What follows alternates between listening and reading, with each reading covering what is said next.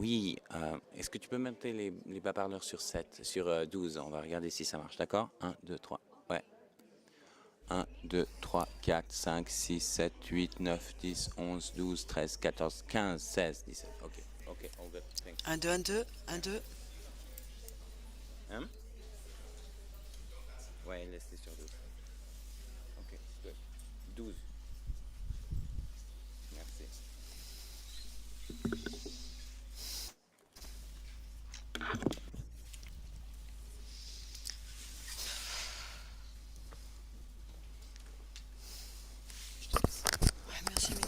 Ladies and gentlemen, good afternoon. I would like to warmly welcome all of you present in this room and also those who are online following today's meeting. And we are welcoming you to the high-level briefing on the Environment for Europe Ministerial Conference and looking at the 30 years of achievements of this process.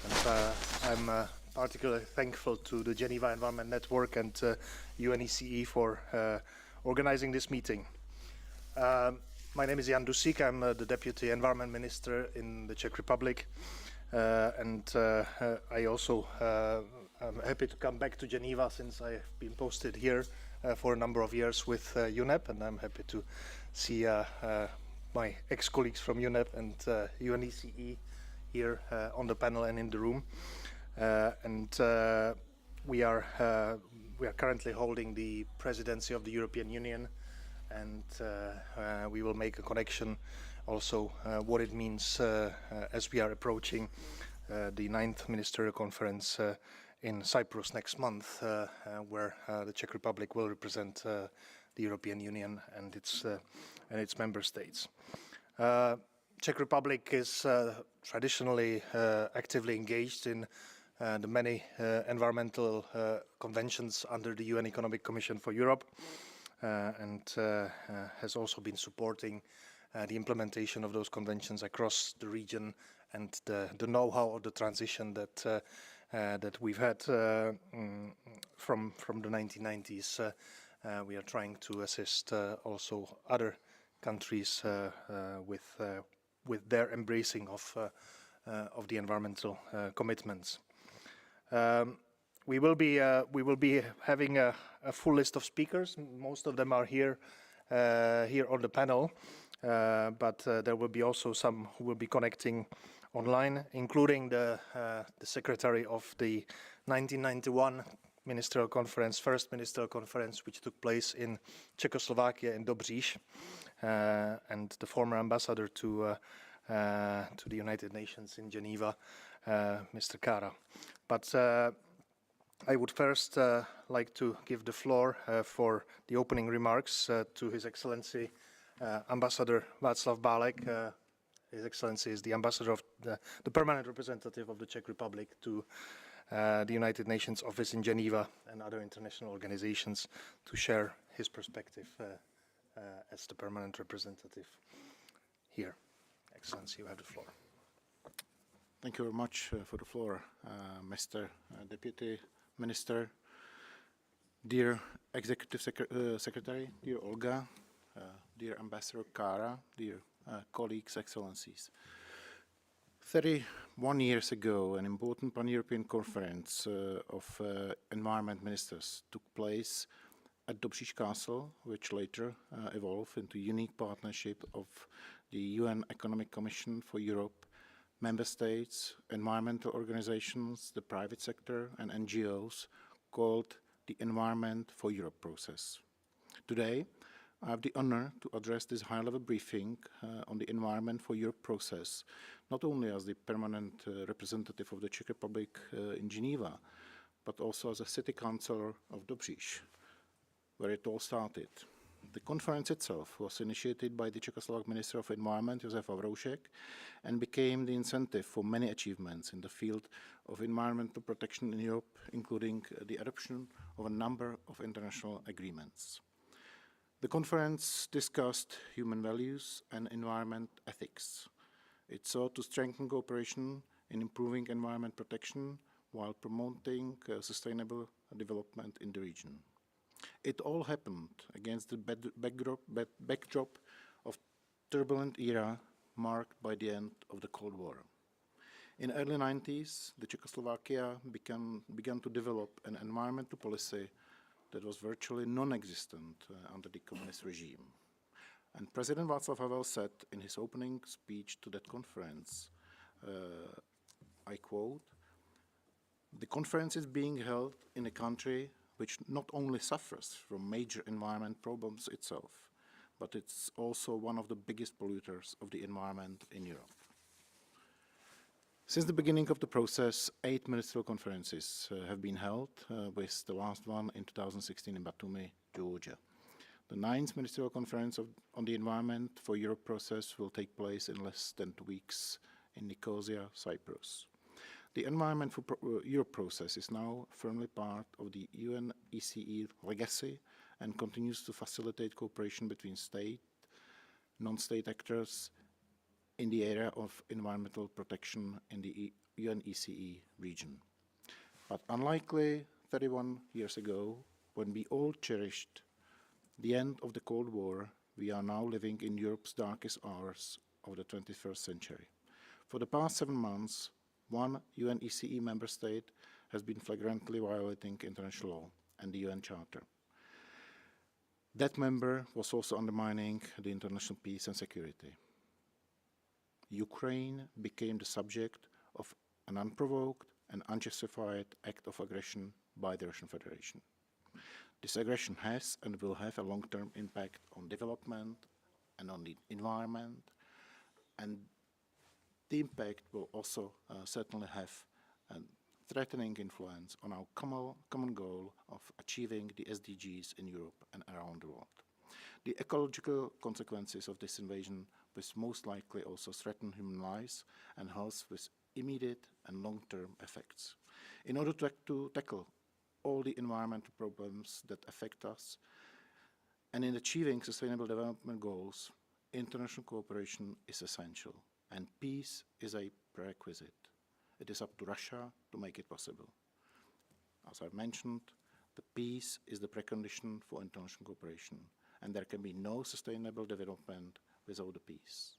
Let me conclude that the Czech presidency to the Council of the European Union will try its best actually to contribute positively into the process, and I'm looking forward to today's debate. I thank you.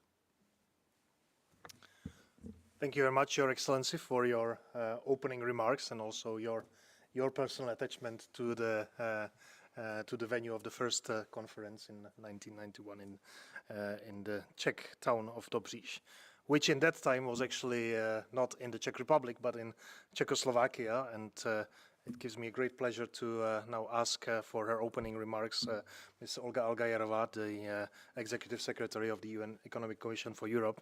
And you were also born in the same country, and it will be interesting to hear our perspective about how you see from the UNECE and from your attachment to former Czechoslovakia, where the process has gone. You have the floor, please. Mr. Chair, Your Excellency, Deputy Minister, dear Jan, Your Excellency, Permanent Representative and Ambassador, dear Václav, Excellencies, ladies and gentlemen, dear colleagues, really, it's my pleasure to, first of all, to thank both the Geneva Environment Network Secretariat and distinguished representatives from the Czech Republic who are with us here today for the great cooperation in organizing this high-level briefing today. Why we are doing it, we want to bring your attention and at the same time to help you to answer your questions, if any, on the 9th Environment for Europe Ministerial Conference that will be held in less than 2 weeks in beautiful city of Nicosia, because I see representatives of Cyprus sitting here with us. So, as already mentioned, the Environment for Europe process, this undoubtedly unique regional process, was created already 30 years ago, back in 1991.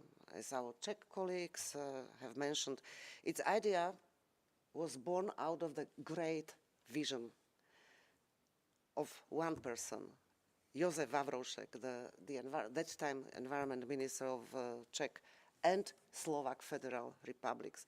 So I'm really proud that this process started by the help of our two brother nations. So the vision was there back in 1991, but however, as we all know, vision without action is just a dream. So I'm proud that the action that was taken 30 years ago was and still continues to be supported by my organization, the United Nations Economic Commission for Europe. So we are really privileged to provide the Secretariat to this process.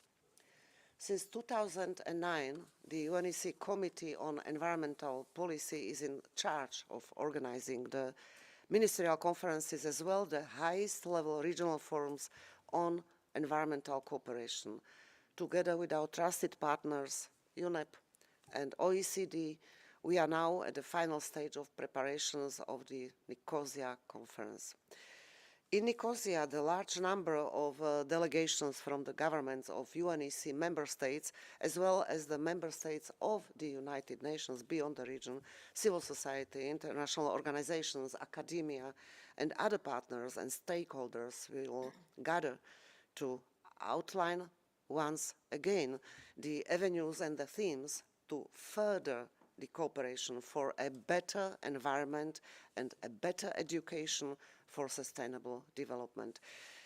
The Nicosia conference, ladies and gentlemen, was due to take place already last year, back in 2021. However, it was delayed by a year due to the global crisis caused by COVID pandemic. Unfortunately, with COVID largely, but not completely behind us now, we are facing another huge and tragic crisis, and that is the war in Ukraine.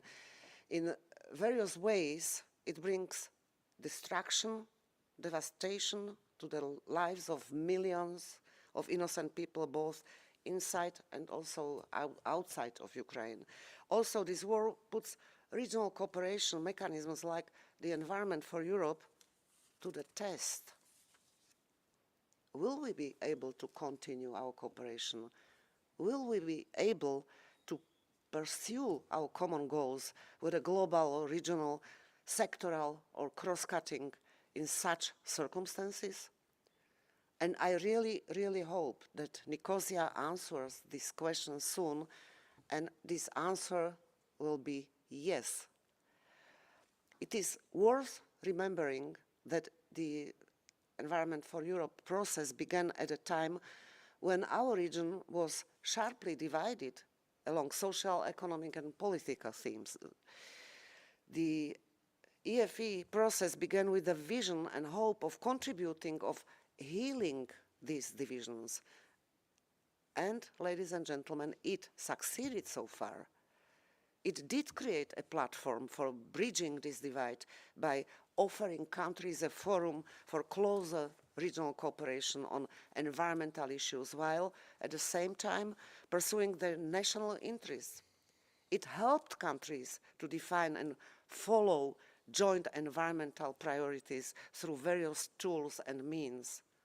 It delivered important products and outcomes, just to name a few: the EC Programme on Environmental Monitoring and Assessment, the Pan-European Biological Landscape Diversity Strategy, the Convention on Access to Information, Public Participation and Decision-Making, and Access to Justice in Environmental Matters, as we all know as the Aarhus Convention, then the Pan-European Strategy to phase out leaded petrol, the EC Strategy for Education for Sustainable Development, several protocols to the UNECE conventions, to the Air Convention, ESPO Convention, Aarhus Convention, Water Convention, the Environment Strategy for Eastern European, Caucasian and Central Asian countries, the Framework Convention on the Protection and Sustainable Development of the Carpathians, then Astana Water Action, Batumi Action for Cleaner Air, what we know as BACA, Batumi Initiative on Greening the Economy, Big E,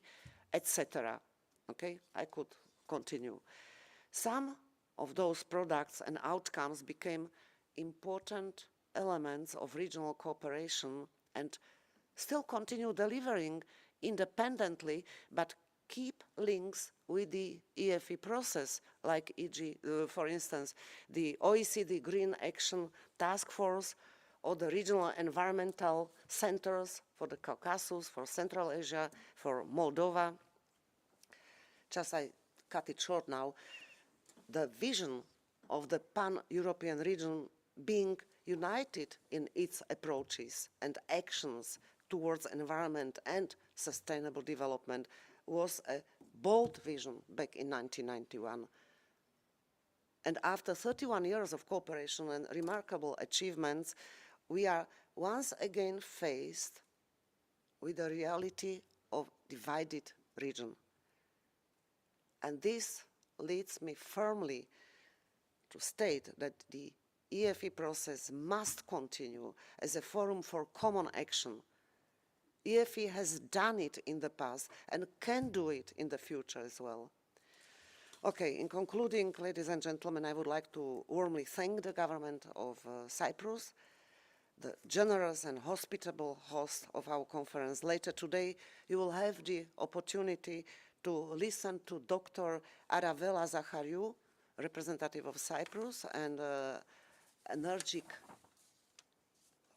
energetic chair of the UNECE Steering Committee on Education for Sustainable Development. At the committee's initiative, Cyprus will also host the high-level meeting of the Ministers of Education in parallel to the 9th Environment for Europe Ministerial Conference. And it is just amazing that in addition to all the organizational work associated, our hosts still find time and include many hospitality events in the program. So I thank you and wish you and all of us the success of the conference. Our region needs this process, needs it to be successful, and we are going to meet these expectations, we together. So thank you for your kind attention and see you soon in Nicosia. Thank you very much, Olga, for referring to a number of achievements and results that the Environment for Europe process has brought to pan-European environmental cooperation, and also highlighting that these are at peril at the moment, and we need to look into making sure that what we have achieved together in protecting the European environment can continue into the future, because environment doesn't know borders. We had the Ukrainian Minister of Environment, Ruslan Strilets, in the meeting of the EU environment ministers in July in Prague, and he was showing us some of the figures, pictures, and descriptions of what environmental damage is being made by the conflict. And it may not be on the first pages of newspapers, but it is a very significant damage that will take many years to recover from.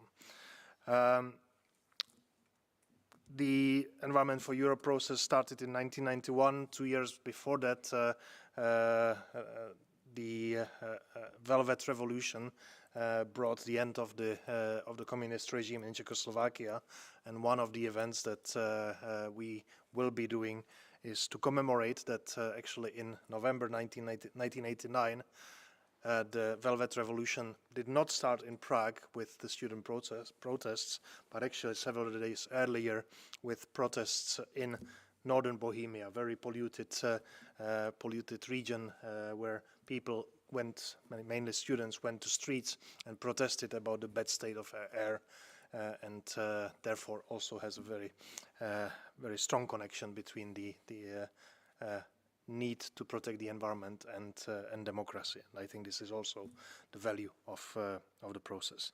But let me now turn to our first online speaker.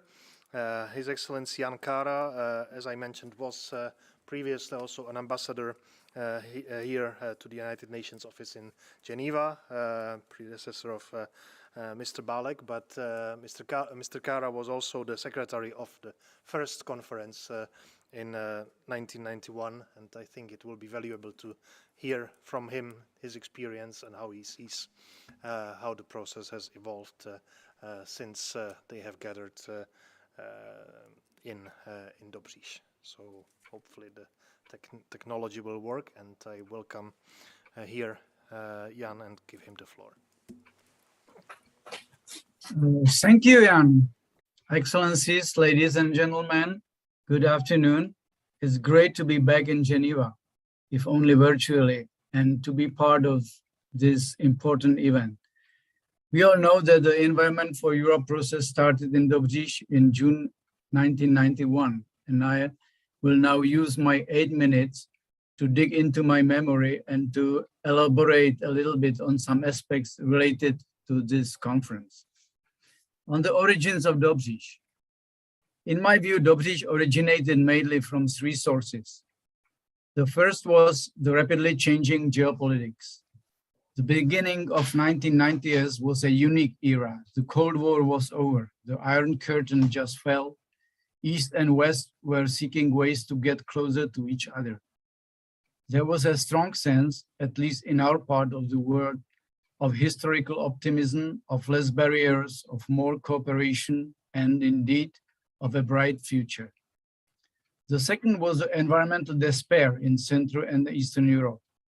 The life-threatening state of environment in many regions helped to trigger the 1989 revolutions, as Jan Dusik already mentioned, and the images from the North Bohemia open cast coal mines, dying forests in nearby mountains, or the so-called Black Triangle on borders of Czechia, Poland, and Germany were seen almost as a hell on earth.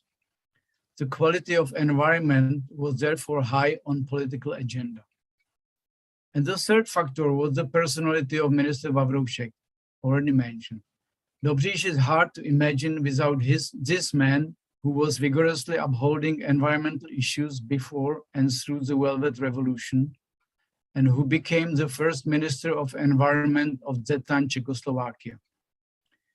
In this ministerial seat, he took every chance to plug himself and his ministry into international cooperation, attended ministerial meetings or preparatory conferences for the UN Earth Summit to be held in Rio de Janeiro in June '92, and was more than eager to contribute to these efforts. Sometime in the end of 1990, he came with the idea of organizing a truly pan-European conference of environmental ministers in Czechoslovakia. On the preparatory process and the conference, one has to stress that the Dobříš conference was being prepared in haste in the course of few months with a touch of amateurism and naivety. The preparatory team I led was basically made of 4 people and some interns, people which had 0 experience and few contacts in time when telefax was a major means of communication. All this was in striking contrast with far-reaching ambitions and visions of Minister Vavroušek. But he himself was strongly involved, used every opportunity to spread the idea, and ignored any signs of skepticism.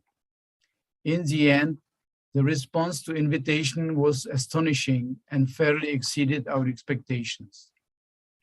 Perhaps the most tricky thing was the question of an outcome. Few weeks before the set date of the conference, there was a growing nervousness among partners as concerns the agenda and proposed conclusions. In fact, there were actually none at that moment. Finally, Vavroušek, overnight, has put his visions on paper as a draft outcome, and a preparatory meeting was convened. The draft contained 3 pillars of Vavroušek's vision. The first pillar, institutional, was called European Environmental Protection and Restoration System, with Council of European Environmental Ministers as a supreme body, and with, among others, the European Environmental Agency as part of the whole construction. The second pillar was built around the Environment Program for Europe and contained a number of proposals in areas like monitoring, legislation, research, education, and others. And finally, there was the ethical pillar, stressing the need of seeking, I quote, human values for the harmony between humankind and nature, unquote. At the preparatory meeting, these bold proposals were confronted with experienced negotiators, and it was immediately clear that they had problems to digest them. So the text was cut, crushed, rearranged, the whole paragraphs were deleted and substituted. In my later diplomatic career, I have never seen anything like that. But after a few hours, the visions were grounded, the ethical dimension was reduced to several notions, but at the same time, a number of new, more realistic elements were added, helping to connect the outcome with many others ongoing activities. Great challenge was the protocol, as the situation in Europe was quite turbulent. Germany was already unified, but Soviet Union and Yugoslavia, and also my country, Czechoslovakia, were still there, even in facing strong emancipatory tendencies in some of their parts. In such a situation, we simply decided to invite everybody. And all, for instance, Baltic republics, were offered the same treatment as sovereign states with national flags and country nameplates. Finally, in June 1991, we gathered in Dobříš Castle. The atmosphere was festive, underscored by presence of two presidents, Václav Havel of Czechoslovakia and Flavio Cotti of Switzerland, and of about 30 ministers. When I read the statements made by various ministers in Dobříš, I can't avoid the feeling that many of them were infected by Vavroušek's enthusiasm and his visions. But at the same time, they were clearly aware of their limited competencies as environmental ministers and were not ready to step over the line into the realms of economy, energy, or transport. In other words, they were not in position to accept Vavroušek's comprehensive approach, where environmental concerns were above everything else. Interestingly, quite a number of ministers, along with some scholars and NGOs, took active part in the conference session dedicated to human values and environmental ethics, something which hardly repeated at any subsequent ministerial conference. On the significance of Dobříš. When looking for a single word which would capture the significance of Dobříš, my favorite is that of accelerator. Things at that time were apparently already moving in the direction of more international cooperation and some institutional buildup. The European Community, the UN, the Council of Europe, the OECD, World Bank, and others were making plans for that, but Minister Vavroušek simply didn't want to wait. He came with his own initiative and, I dare to say, largely succeeded. Of course, the final text of the conference conclusions was, compared to visions of Minister Vavroušek, much sober. But it retained various valuable elements of the original draft, was enriched by other elements, and clearly provided a very solid platform for further activities, including the follow-up process, which is still vital after more than 30 years, and which is also why we are gathering today. Finally, and on more general note, Dobříš was probably the first ministerial conference with an accent on one Europe, and undoubtedly contributed at a time when it was still far from obvious to the awareness of a single European belonging. Unfortunately, we live now again in divided Europe, which is one more good reason why to be mindful of the origins of the Environment for Europe process 30 years ago. I thank you. Thank you very much, Jan, for sharing your thoughts and memory of the birth and the baby steps of the Environment for Europe process, and also the importance of the political leadership that I think goes across all the conferences, that it is of course important the implementation of the work by the secretariats, by the technical meetings, but after all, the political leadership of the ministers who are engaging in this ministerial process is decisive, and hopefully that will be also the case for the upcoming 9th conference in Nicosia. Let me move on to the next online speaker, and civil society is another typical feature of the Environment for Europe process, and probably unique in terms of other UN processes. And I'm very happy that we have with us virtually John Hontele, the former Chief Advocacy Officer in Forest Stewardship Council, but also the former Secretary General of the European Environment Bureau and the former Chairman of Friends of the Earth International. John, welcome. I don't know to how many of the ministerial conferences you have been. If you can count that, I would be curious, but we will be definitely looking forward to hearing your comments or where we are with this process. Over to you. Thank you, Jan. I guess I've been at 5, maybe 6 of the Environment for Europe conferences. And indeed, I was in Dobříš as one of the organizers of the parallel event for Environmental Citizens Organizations, a platform which later on became the European Eco Forum. I was involved first as chairman of Friends of the Earth International, and from the end of 1996, as Secretary General of the European Environmental Bureau, EEB. My involvement stopped in 2011, so all I'm going to say now is a completely personal contribution. From 1987 already, one of my main activities was supporting the emerging independent environmental movement in Central and Eastern European countries that were still ruled by communist parties then.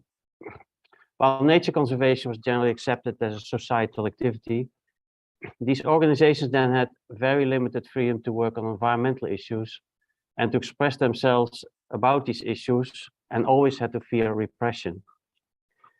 The years that followed were characterized by rapid radical changes in those countries, whereby the serious environmental and health crisis formed an important accelerator, as Jan Dušek and Jan Klara already said.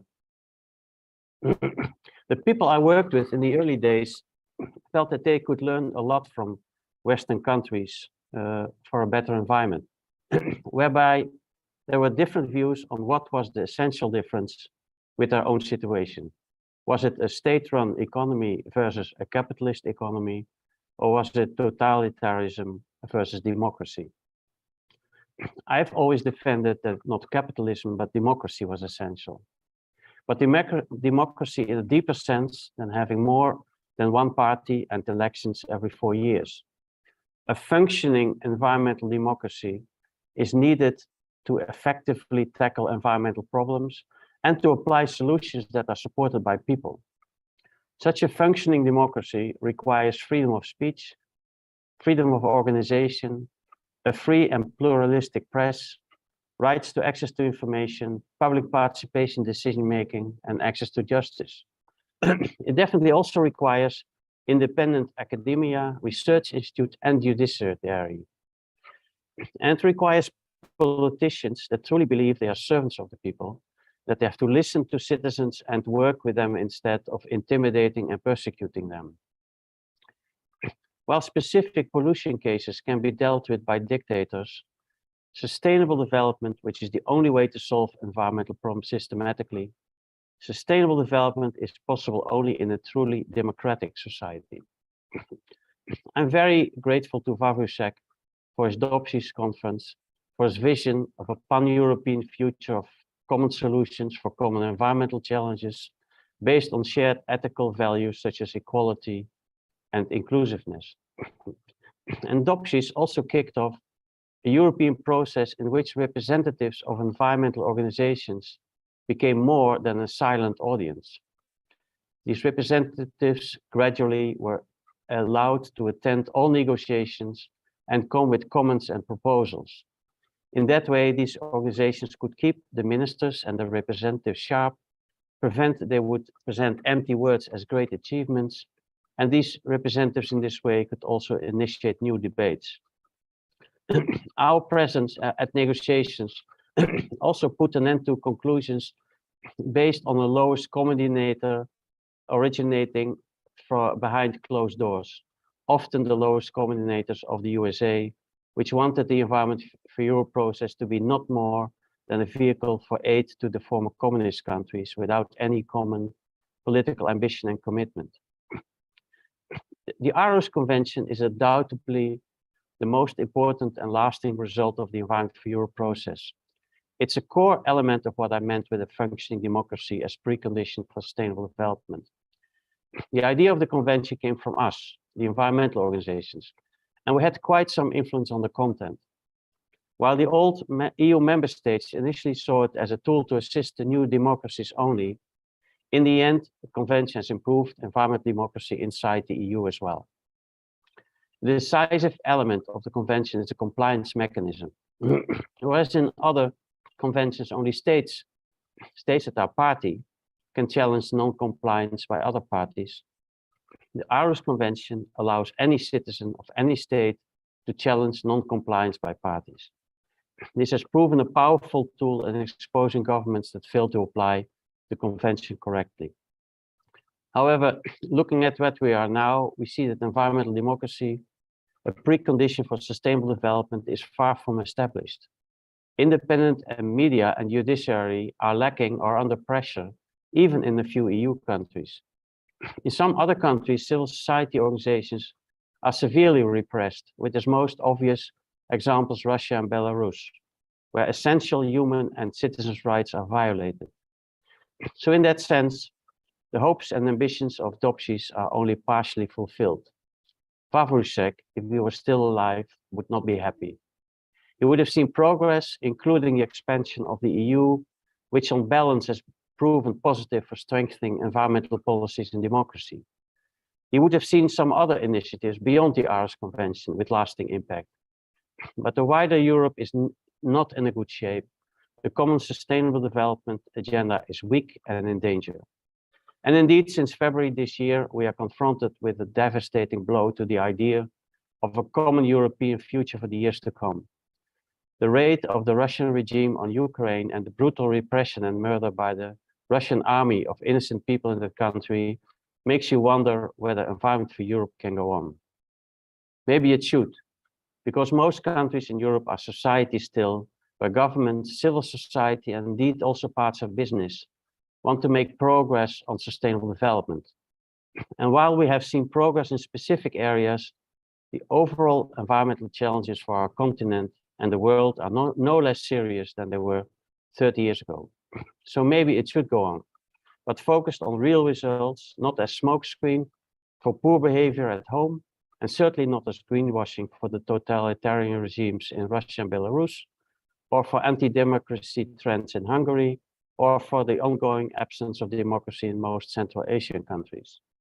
Sustainable development without peace is impossible, as our Ambassador Balak already said, but it's impossible also without democracy. So if you want to move on with the Environment for Europe process, make real environmental democracy in all countries of Europe your #1 priority. Slava Ukraini. Thank you very much, John. And I think that's a very clear message from you that environmental democracy is something that is clearly brought by the engagement of the civil society and the European Eco Forum that was founded in connection with this process, but also raising the bar and posing the mirror to the governments to be ambitious, to be bold in their commitment, and also recognizing that this is not a finished business, that there is still much to do on both fronts. It was mentioned by Jan Kara that the Dobříš Conference in 1991 was in a way a stepping stone to Rio de Janeiro conference, and it's good to see the perspective of the European cooperation, the European Environment Ministers Forum in the global context. And I'm happy to ask my good friend Sylvie Motard, the acting regional director of UNEP for Europe, to share with us how she sees it in the global context of not only UNEP but also the whole environmental governance globally, and how the process has been connected and what it has to offer. Sylvie. Thank you, Mr. Chair. Thank you, Jan, Excellencies, colleagues, ladies and gentlemen. It's really an honor to be contributing to this event from a global perspective. You stole my words, Jan, actually, because I was just reflecting on my own stepping in this professional career. And actually, I had the privilege just to start with a Dobříš conference, rightly followed by the Rio de Janeiro conference. And I just remember the spirit of hope at the regional level, but also what we had on the global level, with a true hope for change in the multilateral system and the intrusion in a way of environment and sustainable development in the discussion. That was really a rare moment, and fortunately, we are 30 years after that. I'm 30 years older as well.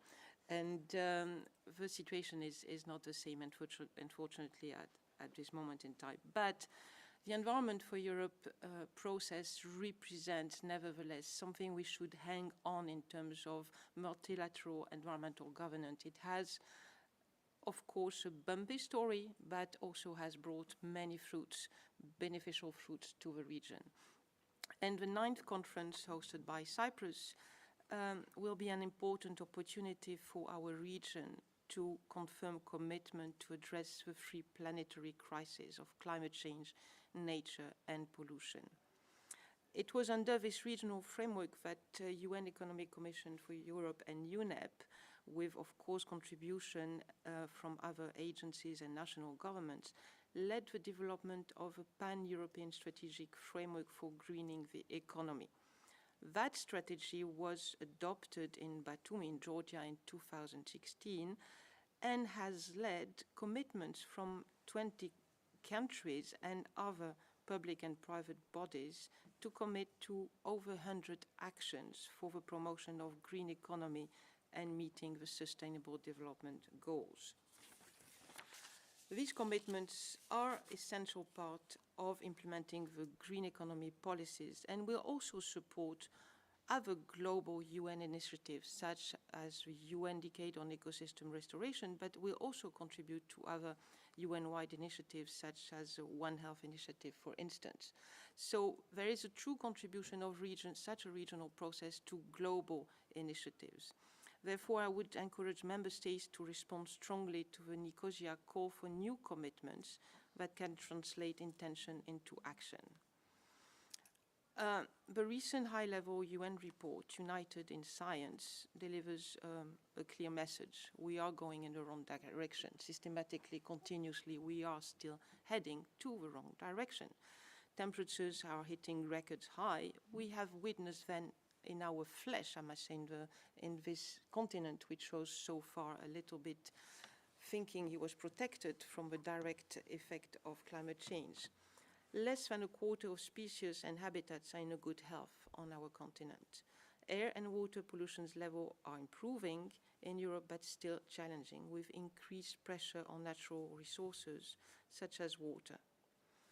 The main themes of the 9th conference, sustainable infrastructure and sustainable tourism, are among the critical sectors in the transition to a low-carbon society, and will require systemic changes and action from all levels of society. Earlier this year, at the 5th United Nations Environment Assembly held in Nairobi, Member States agreed upon a resolution on enhancing circular economy as a contribution to achieving sustainable consumption and production, therefore paving the way for a common vision and actions to be led out in Nicosia, and hopefully once again with concrete commitments from countries. At the same UN Environment Assembly, countries adopted as well a resolution on sustainable and resilient infrastructure. With this resolution, countries have committed to work towards systemic and integrated approaches to planning and delivering sustainable and resilient infrastructure. The Nicosia Conference offers an opportunity to build on this. Implementing this commitment is critically important as unsustainable infrastructure expansion is one of the major drivers of a triple planetary crisis. I hate numbers, but nevertheless, infrastructure influences 92% of the SDG targets and accounts for close to 80% of global greenhouse gases emissions. So the magnitude of the choices on infrastructure is very concrete. If it's done right, sustainable infrastructure, including the built, natural and enabling environments, can have multiple benefits for a green recovery and a green economic transition. We need to think and rethink the way we plan and build infrastructure. A shift towards nature-positive infrastructure, including investments in natural infrastructures and other nature-based infrastructure solutions, could deliver over $3 trillion additional revenues by 2030. Increasing sustainable finance and investment is also needed to boost innovation and circularity, to transform in particular the second topic which is on the plate of the Nicosia Conference, which is tourism. Tourism was hard hit by the pandemic and remains vulnerable due to its dependence on ecosystem and natural assets, which are increasingly at risk. While tourism is the backbone of many of the pan-European countries, including the Mediterranean countries, the sector also contributes heavily to the pollution crisis. Coastal urbanization and planned tourism are important drivers of plastic waste and marine litter in the Mediterranean, while tourists and local communities are heavily impacted by the effect of such pollutions. In a business-as-usual scenario, tourism will see an increase of 154% in energy consumption and of 152% in water consumption by 2050. If we don't find alternative solutions, this will be the end of a crucial sector for the region. So there is a clear need to support a circular transition and improve resource efficiency in that sector. Several countries in the region are already implementing sustainable tourism projects to accelerate the transition to sustainable consumption and production patterns, but we also need a systemic efforts at all scales, being international, national and local as well. This means that we need to go into much more looking into public-private partnerships, but also an increased involvement of civil society and local authority, businesses being small or big. In a concluding word, we have facing the energy crisis we all know about. This is going to be a fierce winter at all levels and for all of us. But it's also a wake-up call for us because we are all understanding finally at all levels the links between natural resources, security, economy and human well-being. And we are all also understanding that we are collectively involved and we cannot work into silo when you talk about sustainable development. And that is why the Environment for Europe, once again, is so crucial in establishing those connections. And I will simply end also that we need to insist also on education, awareness raising continuously, and also proper guidance to the citizens, which are largely impacted, but also fully aware and ready to get involved in the process. And I think that's an element we really need to take into account. Well, this being said, we thank the Czech Republic, our colleagues from UNECE, Cyprus, and other partners, and we look forward to work together for Nicosia in 10 days from now. Thank you. Thank you very much, Sylvie, for drawing many connections, not only to global environmental agenda, but importantly to many economic sectors, finance, tourism, infrastructure, energy. These are all the the causes of environmental pressures, and they need to be addressed at that cause and with the leadership from environment ministers, but with the engagement of their counterparts in the government. And you already alluded to the two main themes of the 9th conference, and I'm happy to now pass the floor all the way to Cyprus and to ask Aravela Zachariou, who is the coordinator of the National Secretariat of the 9th Ministerial Conference, and also the chair of the UNECE Steering Committee for Education and Education for Sustainable Development. We've heard a lot about the history of the process and the achievements over the past 30 or 31 years. And now we would be happy to hear from you what you can promise to us as the results of the 9th meeting in Nicosia in very soon. Thank you. Dear friends, it's really a very big privilege for me being in this meeting, this high-level meeting, trying to combine and relate from Dobříš to Nicosia. And I'm really attached and touched by the inspired speeches that I heard from Mr. Kara, from Mr. Hondelets, and from Sylvie. I will try to express on behalf of the Republic of Cyprus our commitment to continue this great work that began in Dobříš in 1991, and of course continuing from where Sylvie ends her speech, that we want this conference, the 9th Ministerial Conference, to be a conference of hope, of peace, of collaboration and networking for creating a more resilient and better world. Allow me very briefly, I don't know if it's possible to give me somebody access for sharing my screen.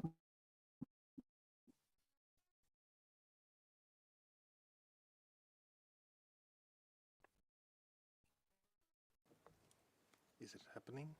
Okay, can you see my screen, please? So when you want to put the next slide, you just give a sign and we will put next slide. I think that's the easiest. Slide, please. Thank you. Okay, I'm starting by the logo of the 9th Ministerial Conference, which has to do with the transforming planet. And if you see, the whole idea behind this logo is that to transform our planet, we need to transform, first of all, our policies. And this logo is inspired by the blue, orange, and green, which are the main colors of Cyprus land, of our Mediterranean sky, and of course the orange, which is also the rural life of Cyprus. Cyprus is a stepping stone for 3 continents, and we want, in this small island, in the eastern edge of Mediterranean, people to be together, to come together and exchange ideas, commit themselves that they will work in this direction of prosperity and sustainability. Next slide, please.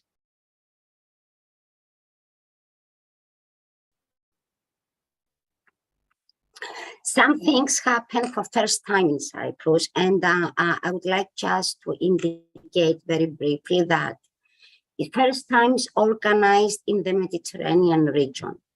And it was a very good opportunity to extend the message of the EFE process and to other regions. So in this conference, I invited also countries from the Mediterranean. It's the first conference that is organized exclusively on sustainable principles. And this includes, and you will realize this when you will be here in Cyprus, that everything, for example, that be used and put in place of Philoxenia Center where will be the conference will be reused in every way after the end of the conference. For example, the branding cubes with the logo will be used as book storages. Or, for example, all the plants that will be used in the place in Philoxenia Center will be used for replanting and greening schoolyards. It's the first time also that in such high political forum that we try to give space not only to policies, but also to arts and culture. Sylvie mentioned the role of education and the need for all of us to be aware and have a wake-up call regarding them need to accelerate action against environmental degradation. So we consider that arts and culture can contribute to this, to implementing and adapting of various policies. And mainly, it's the first time that youth and education has such a central role. Next slide, please. Next slide. I'm just giving you the profile of the conference in numbers. 56 countries from the EC region and from the Mediterranean are participating.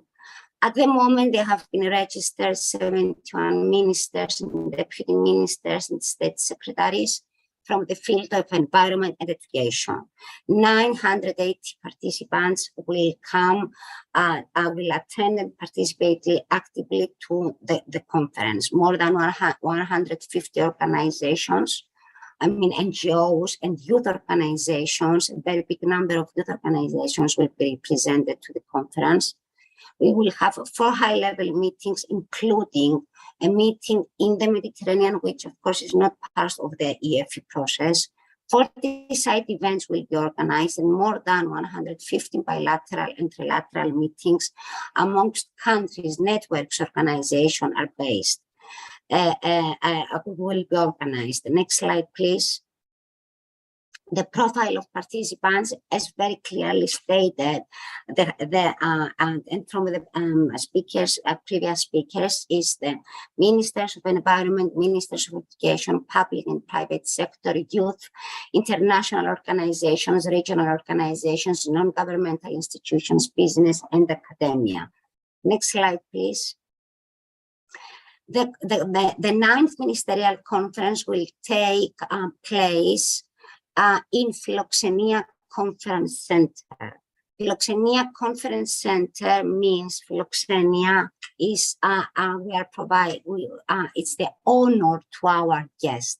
So we are waiting to welcome you in Cyprus and have from a first hand an experience of how is the hosting in a Mediterranean country. And the side events will be organized in Cyprus Institute, the university institution, which is nearby the Philoxenia. Next slide, please.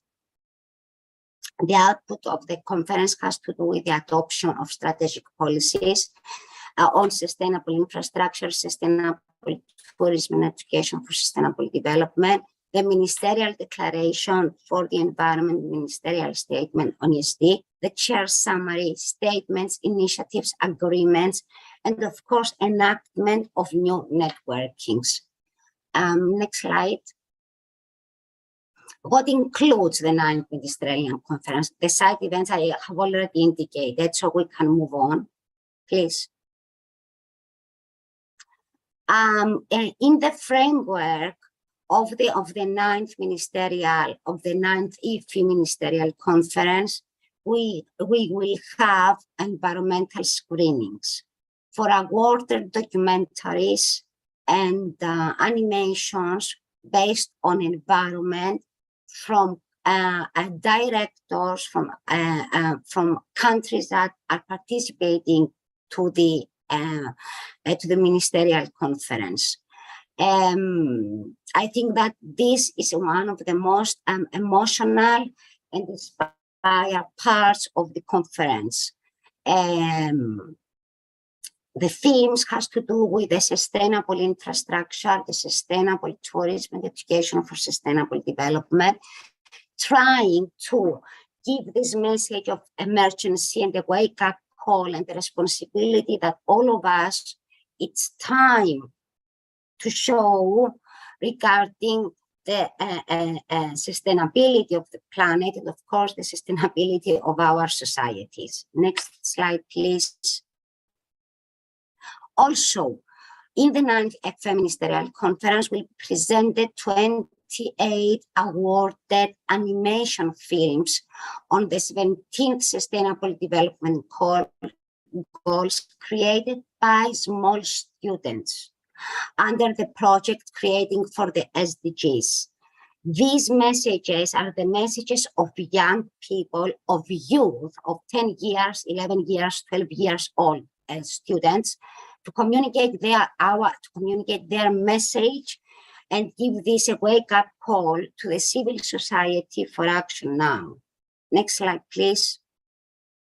Also, there will be a specific place for exhibitions. 16 exhibitors from the countries that are participating to the conference will present environmental technologies, programs, innovative tools, and educational materials. Next slide, please.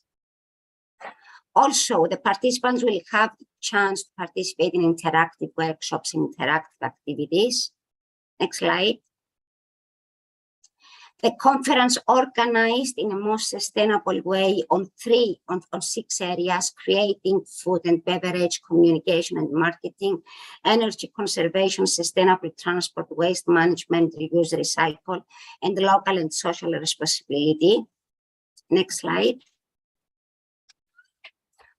Participants will have the chance to see the environmental heritage and cultural heritage of Cyprus and, of course, of the Mediterranean in one aspect, through participation in tours which are organized by the government of Cyprus in various important spots in the island. Next slide.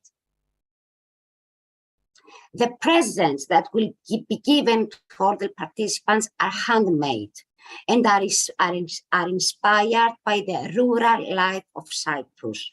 Korkolios is a small pocket bag that the rural people, they were used to bring in early 19th with them. And they used to bring olives with them, korkolios, and is made by leaves, reed, and reeds. And also pithiavli, the most ancient musical instrument in Cyprus, created by reed, with specific, each one is unique with specific sounds.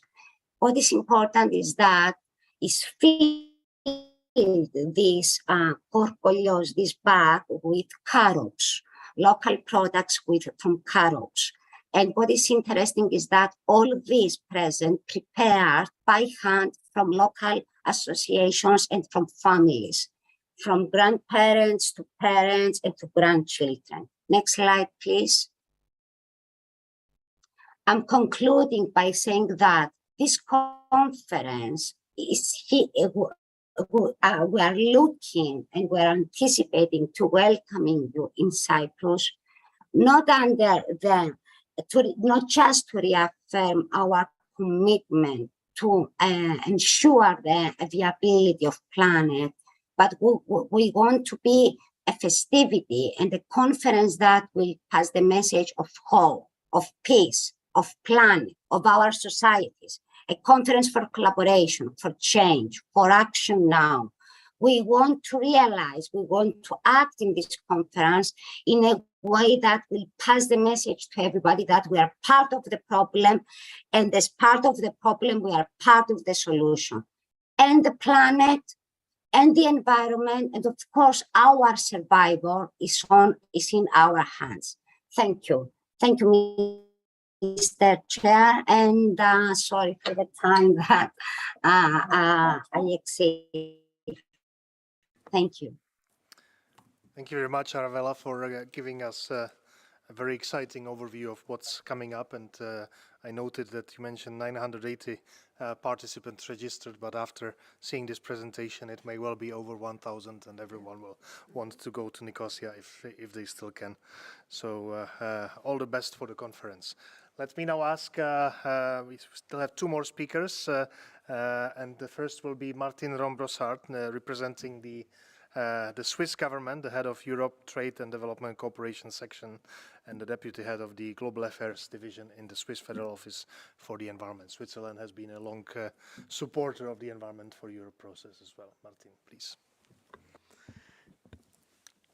Thank you very much, Jan. Excellencies, ladies and gentlemen, dear colleagues.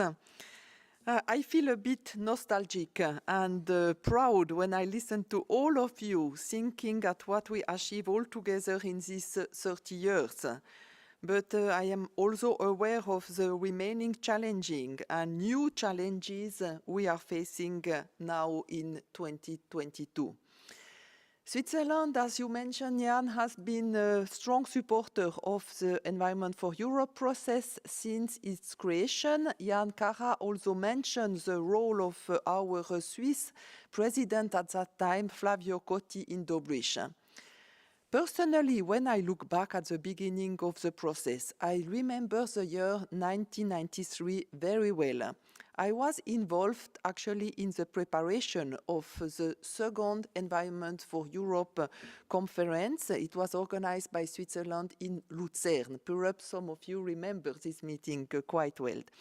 Unfortunately, I could not attend the meeting because I gave birth to my first daughter. I was at that time a very young civil servant. It was also a sign of hope.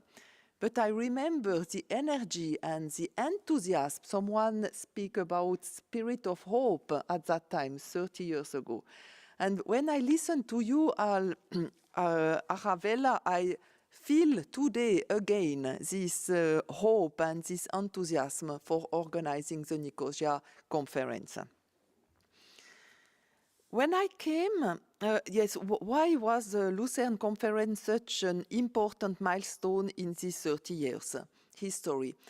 Coming from Bern to Geneva today, I had a look at one of the output of the Lucerne conference, and I found the ECE report on 7 elements for a long-term environment program for Europe. It was the name. At that time, we write such report, and this report identified policies to be developed for attaining common high standard in the environment.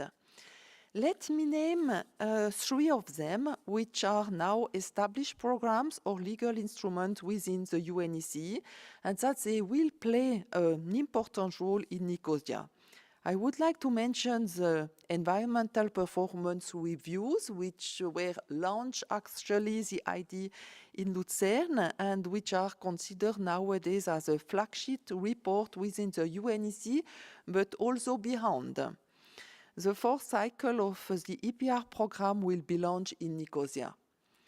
The second important element was to keep the environment in the pan-European region under review.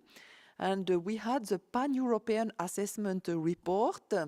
It was a very good cooperation between many organizations. At that time also the European Environmental Agency was also involved, the OECD, UNEP, UNECE for sure. And the 7th of this report will be launched in Nicosia. This report provides a regular assessment of the state of the environment in the pan-European region, and they have informed our minister, but also other decision makers since 1995. And progress in the availability and accessibility of environmental information. Probably you remember 30 years ago, it was not so easy to get information about the state of the environment. And we harmonize also data indicators. I remember a meeting in Belgrade where we spoke about SICE. And SICE, it is Shared Environmental Information System. And myself, I could not imagine what that could be. And now we can be very proud about the overall successful establishment of this system to keep the pan-European environment under review. And the last one, important point, John Ontele mentioned it, it was public participation. 30 years ago, it was not so easy. And it was an important element of this report endorsed in Lucerne.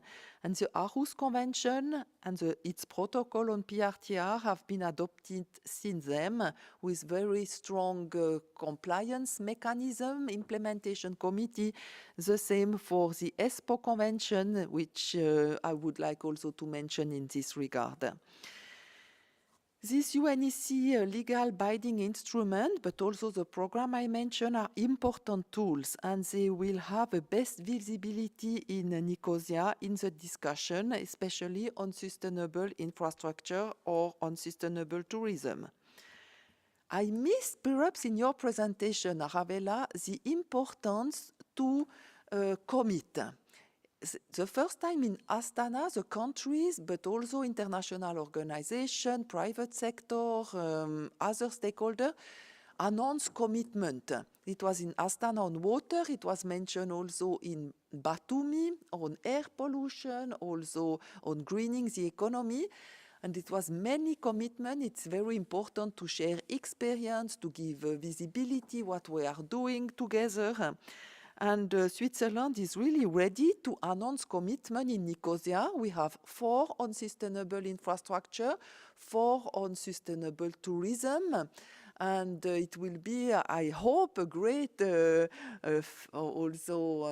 occasion in Nicosia to show together all the commitments that we will have in this regard.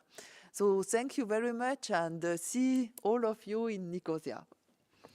Thank you very much, Martin, for highlighting some of the results and also the reminder of the commitments that should be coming from the conference.